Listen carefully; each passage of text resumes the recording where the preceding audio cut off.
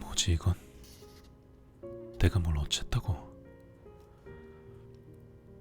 노트에 내 이름이 적힌 걸 보자 저절로 인상이 찌푸려졌다.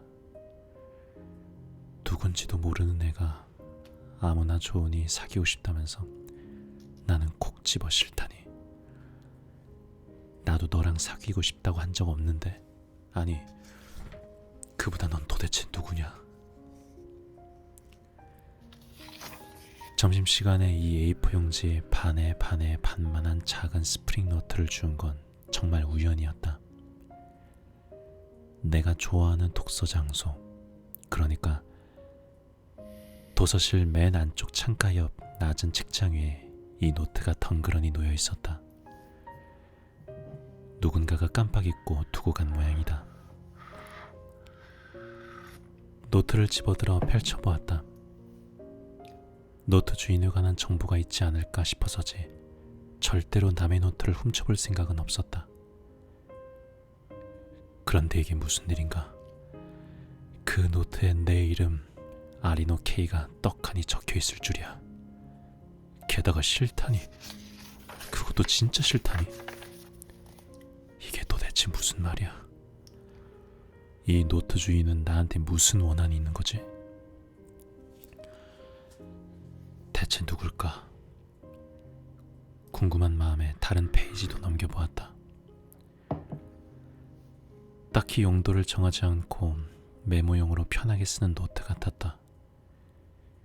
음식 이름도 적혀있고 편의점 디저트에 대한 감상이나 어디선가 인용한 듯한 문장도 보였다. 그 밖에 배고프다는 둥, 공부가 지루하다는 둥, 혼잣말이 여기저기 두서없이 쓰여있고 책 제목도 적혀있었다. 그러나 노트 주인의 이름이나 학년을 유추할 만한 단서는 보이지 않았다. 날 아는 걸 보면 같은 2학년일 가능성이 커 보이긴 한데,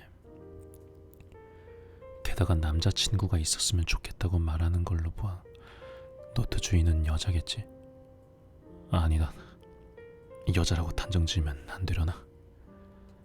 남자이지만 남자친구를 원하는 녀석일 수도 있으니까. 또 따지고 보면 날 안다고 해서 같은 학년이라고 확신할 순 없다. 결국 알아낼 만한 실마리는 아무것도 없었다. 대체 누구냐 넌? 혹시라도 아직 도서실에 있지 않을까 싶어서 두리번 주위를 둘러보았지만 눈에 띄는 사람은 아무도 없었다. 이과반 교실이 있는 건물 1층 구석에 자리한 이 도서실은 시험이 코앞에 닥친 시기가 아니곤 늘 이렇게 쥐 죽은 듯 조용하다. 위치가 별로 좋지 않아서인지 하루 종일 열려 있는데도 이용하는 학생이 별로 없다. 도서위원도 있긴 하지만 방과 후 1시간 정도 자리를 지킬 뿐이다. 대출도 반납도 스스로 처리하는 시스템이 갖춰져 있어서 나름 잘 돌아간다. 애당초 이 노트 주인은 왜 여기에 있던 걸까? 평소 도서실에 자주 오는 아이인가?